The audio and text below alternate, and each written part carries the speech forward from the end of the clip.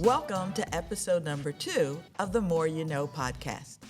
I'm your host, Richland 2 Superintendent, Dr. Kim Moore.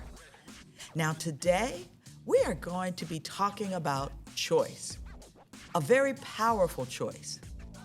The choice of where your child will go to school and what they will study. Richland 2 is a school district of choice. So joining me today to talk through all the choices that you have and how to exercise those choices are two very passionate and talented Richland 2 administrators. We have Roger Wiley, who is our district registrar. Welcome, Roger. Thank you. And Barbara Turner, who is our Director of Magnet Programs. Hi, Barbara. Hello. How are you today? I'm doing well. Thank you for having me. Thank you. Thank you for being here. Absolutely. Because choice is such an important topic for us in our school district. We want to ensure that parents fully understand how to select the right place for their children to go to school using our choice process. So, Roger, what is choice and how do you apply? Well, in Richland School District 2, students are zoned to attend school based on their address.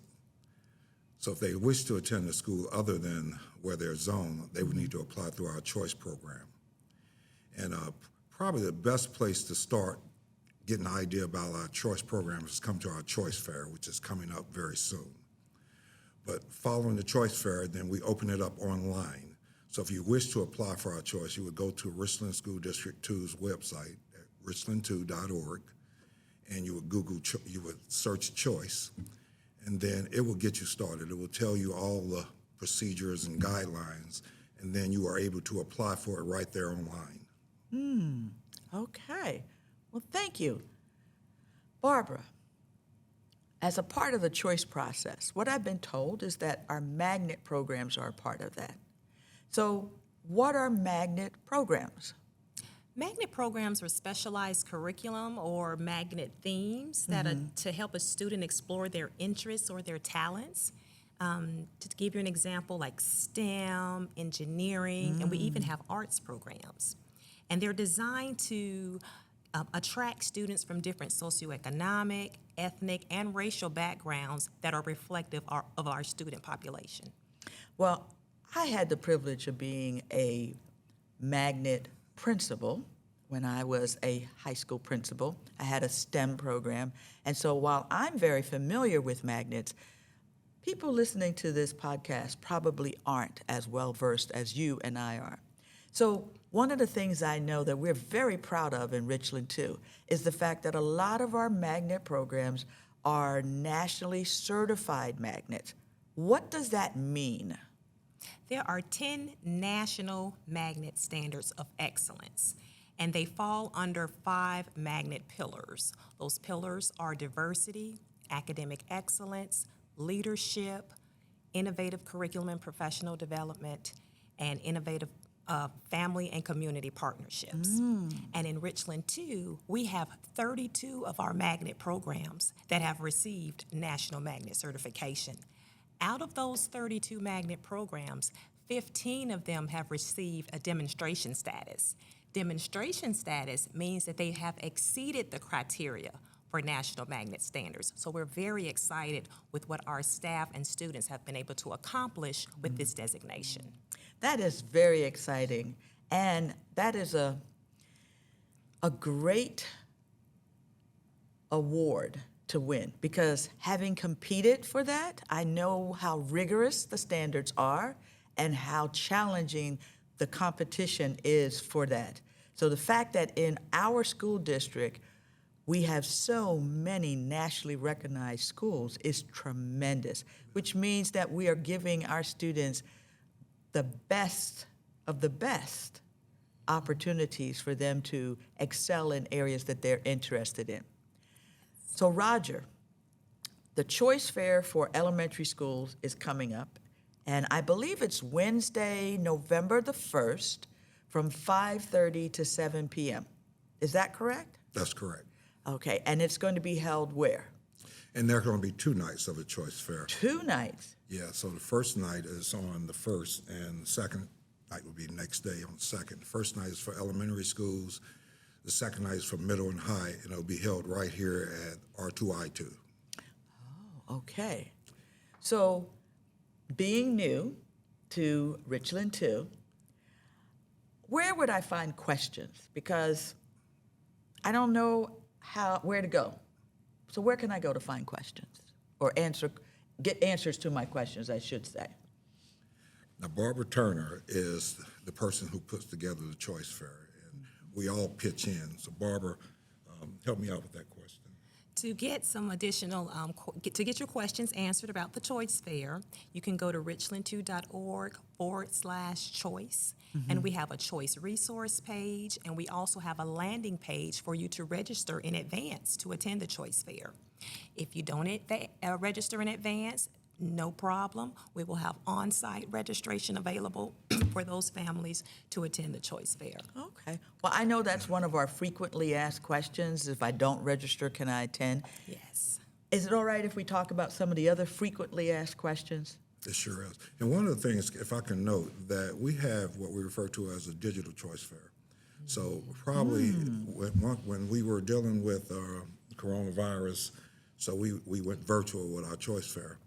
And what we found is that it presented us some good opportunities to present information to our parents besides the live fair that we do. So we kept a format of it, and we created a digital choice fair. So for a longer experienced time before and after the choice fair, the live choice fair, we put all the information where parents can research and find out as much information as possible about all of our programs online. So they're able to see it in the format they wish. If they want to come to the live version, they can. If they want to see it digitally online, they can, or they can do both. That is great. I really appreciate that, Roger, because, so many of our parents work, and they may not have the flexibility to be off at the time that our students or when we're hosting our fair. And so providing them with an opportunity to also be able to see this information, it ensures that we're meeting all of our parents where they are so that they can make the best choice possible for their students. So that's critical. Thank you for continuing to do that. I really appreciate that. So one of the questions that I've been asked as I've been out in the community is, do I have to apply every year for a magnet program? My child is currently attending one of the great magnet programs. So do they have to apply every year? No. And it's that way for expanded choice, for our magnet programs, for our R2 virtual, and also our AVID program, which all fall under the umbrella of choice. One of the things, like with expanded choice, it's lottery based, and it would be virtually impossible for them to get selected on a yearly basis. So once you're selected to enter any of our programs, you're in that for as long as you reside in Richland School District 2, unless you yourself decide, I would like to go back to my zone school instead of further participating in a program that I've been accepted for, or if you choose to apply for a different choice on down the road and say, this program is not for me, or this school, I'd rather go to this school where they have this firefighting program, so forth, you can make the choice to change later. So you can actually participate in choice 4 times if you wish over the course of your 4-year high school career, or however you want to choose it.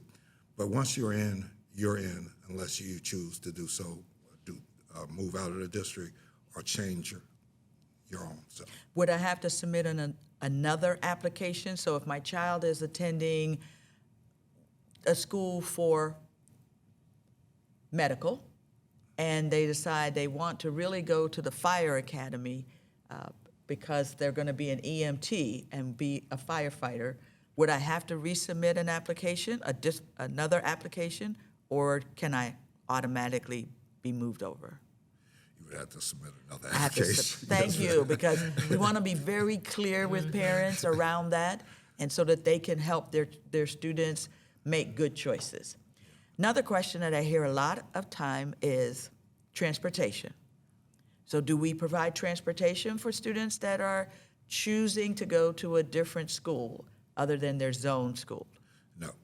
Once you accept a choice, or if you get transferred from one school to another school in any manner in Richland 2, then transportation becomes the responsibility of the parent to get the student back and forth from school to home, vice versa. But there are some instances where, for example, if a student applies for a magnet program or even expanded choice and they're zoned for that school, then of course they would get transportation. So we don't offer transportation for choice per se, but if you happen to be zoned for a magnet program where you attend, then that transportation is available. And some of our older students take advantage of the Comet, which is free transportation for our Richland 2 students. Free transportation on Free the Comet? transportation on the Comet. Well, how would I go about doing that? I would really encourage parents to contact their high school, and there should be someone there who could put them in contact with the appropriate person for the bus pass. Okay.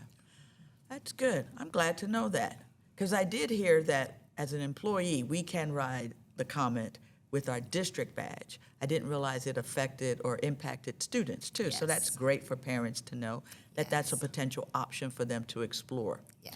Now, one of the things our parents and our students are very engaged in is athletics.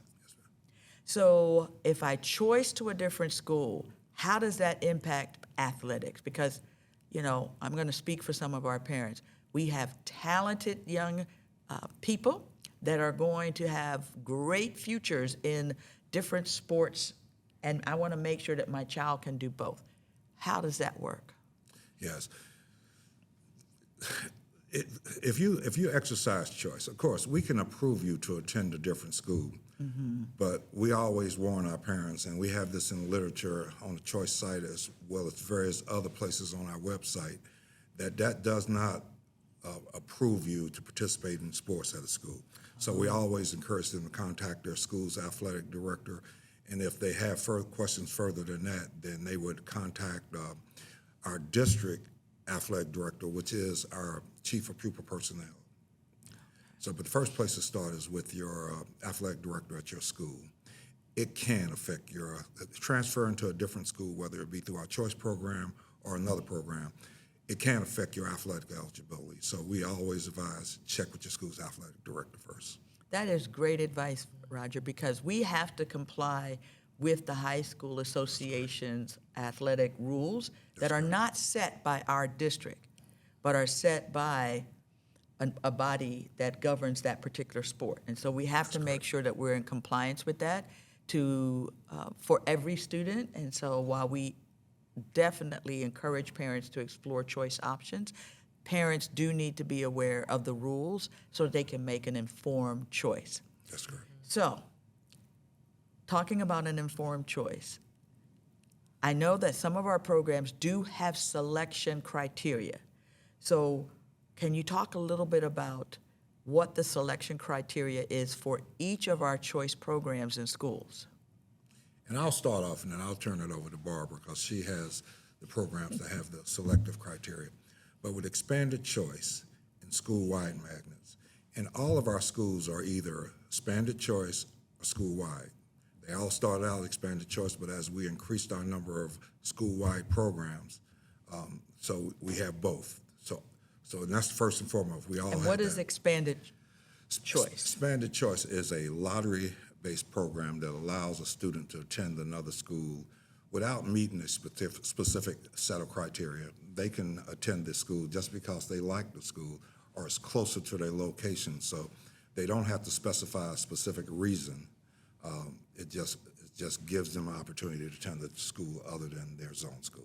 Okay, and that's different than our magnet programs, which has criteria attached to it, correct, Barbara? Correct. Well, we have some lottery-based programs, and we also have some criteria-based programs. Most of our criteria-based programs are on the middle and high school level, and so there's an interview involved. And there's an interview, and they may also take a look at grades, test scores, teacher recommendations.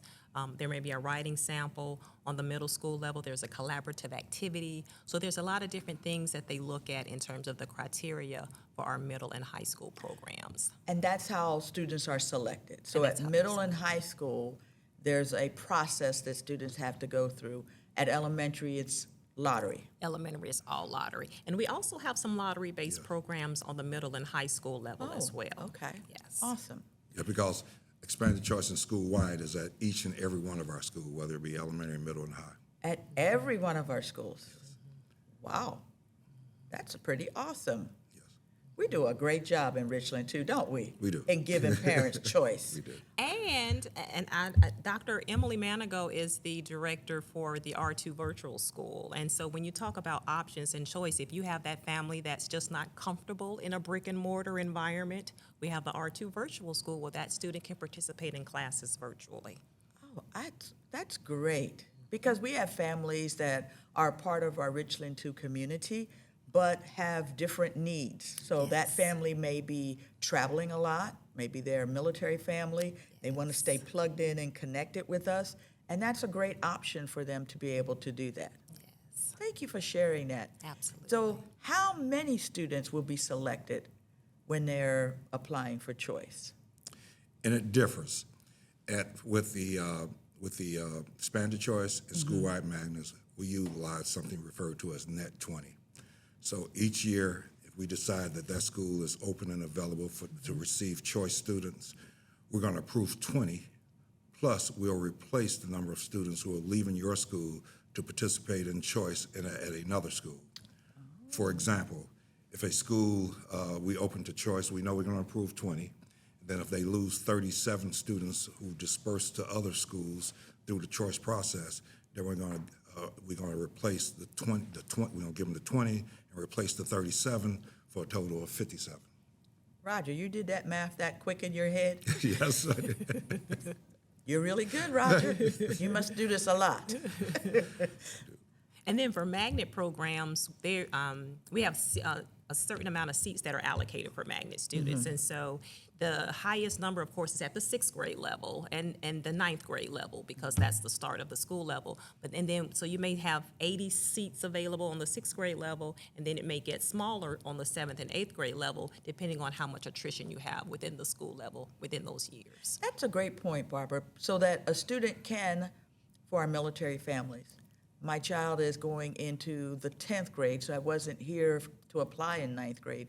I can still apply in the 10th grade to enter into a program. Yes, you can. We have maybe 1 or 2 that have preset criteria which require you to start at the 9th grade level, but then we have others, for the most part overall, they can enter. If they just come their junior year, they can still apply and actually, because of the attrition, have better chances of getting in because we are a heavily populated military district and we have some families that move out. Okay. Yes. Can I lose my choice? You can lose your choice. Now, How can I lose my choice? and we love our students who choice to another school to have a great stay at those schools. And for the most part, that's what occurs. Our students end up staying the full duration of whether it's elementary, middle, and high. However, if a principal recognizes that a student is having absenteeism problems or tardiness related to the choice, and in some cases, we have safety issues, so we call it cooperation with safety issues where they may be crossing the street or going to an area that we might deem unsafe for them to go by themselves. We'll recognize those situations and we'll bring parents in and talk to them about it and see whether or not it's best that we get them back into their home school. Okay. So, new family moving in. How many choice options can I have? You get up to 3. Up to 3. And so when you're completing your application, you have 3 choices, and we encourage families to rank them in the order of preference. So if you know that STEM's at North Springs, you really want your child to get in there, Of make course sure we you want rank that as STEM. number 1, and then number 2 and number 3. So it's very important that parents rank their selections in the order that they would like to be Well, picked. now, Barbara, I'm a STEM person. My magnet program was STEM. So whenever I hear STEM, I get excited. And while I do not have children at home anymore, that's why I consider myself to be a successful parent because all of our children are grown and none of them live with me. which tells me I'm successful. I am blessed to have grandchildren. And so one of my grandchildren, his father is on active duty, and they're currently awaiting orders to PCS. Now, grandmother would love for him to come here. And as a PCSing family, can you explain to me how I could ensure that my grandson gets into the school of choice that his parents would choose for him? Because they wouldn't be moving right away, but they would receive their orders. Hopefully, they're going to get their orders by the end of this month or the beginning of next month. And I know our choice window is coming up, but they wouldn't actually move here till probably the spring. So how would that work for a military family with choice with us? I'll let Mr. Wiley share that, because there's a special process that's involved in terms of registration with PCSN. But the communication is tricky. We work with our Fort Jackson liaison, and we also put information on our website. So we allow information that directs our parents who are PCSN to let them know that they are eligible to apply for choice. They just need to communicate to us, because the way our system is set up, if we recognize that someone is not living in our school district, their application would be voided. But what we encourage is for parents, PCS, and then to listening to us, to communicate to us. We'll lead them through the process, and then we will allow them to go through our program. Well, thank you for that, Roger. Yes. We appreciate that. And as a retired military person and a proud parent Yes, ma'am. of a military person and the very proud grandmother of a military child, I appreciate that sensitivity that you give to the people who are serving our nation. So thank you for doing that. So now, those are all of my questions. But what questions didn't I ask that I should have asked? Well, I know with expanded choice and school-wide, as much as we'd like to open up all of our schools to it, we work with our planning department, and they help us determine whether or not a school is at or over its capacity. If those schools are at or over their capacity, then we do not open them up for choice. We list those schools on our website, Richland School District 2's website at richland2.org. So families who are interested in knowing whether the school they're interested in will allow them to choice in through our expanded choice of school-wide magnet program, they can find out in that manner. Okay. Thank you. Barbara? In terms of magnet programs, I always get parents to reach out and they'll say, well, tell me, what program should my child participate in? And I tell them all the time, I cannot tell you what's going to be the best program for your child. Only you know your child. Only your child knows what they like to do. And so I definitely encourage parents to visit the school. Take a school tour. Your child's going to know if they feel comfortable in that environment. You're going to know if you feel comfortable in that environment. And on our middle school level, they offer student shadow opportunities. So a student can come and sit with another student and just get a feel for how that program works and some of the instruction that's involved. I definitely encourage school tours. Great advice.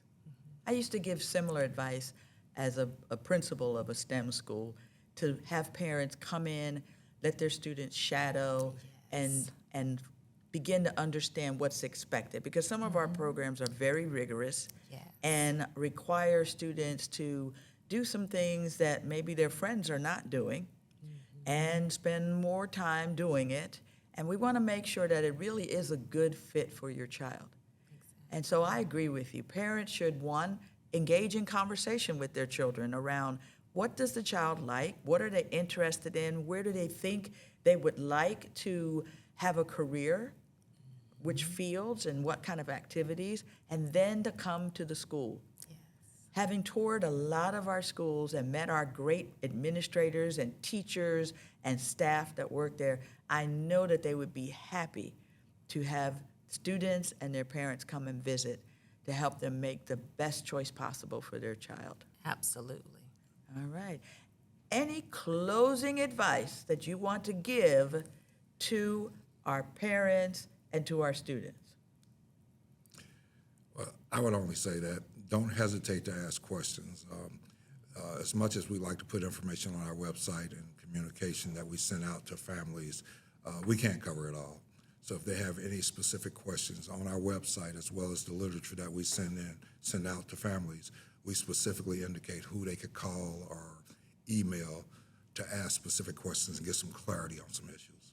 Roger, you must have been reading my mind, because I was thinking we need to tell parents once again where they can find this information that's going to be helpful to them to make the best choice for their student. So thank you for sharing that again. Barbara, any last thoughts that you want to share with parents?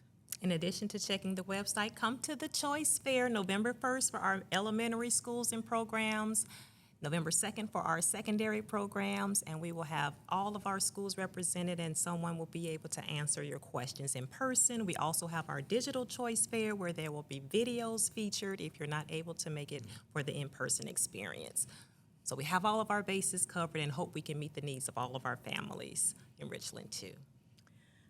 I tell you, I am so blessed to be the superintendent of Richland too, because both of you read my mind. I was thinking, okay, we have to go over the website again, and we have to remind them of the dates of when the Choice Fair, because it is earlier this year, Yes. in November, and not the traditional time it's been in the past.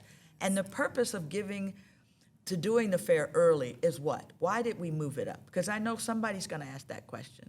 Why did we move it up? That's a good question.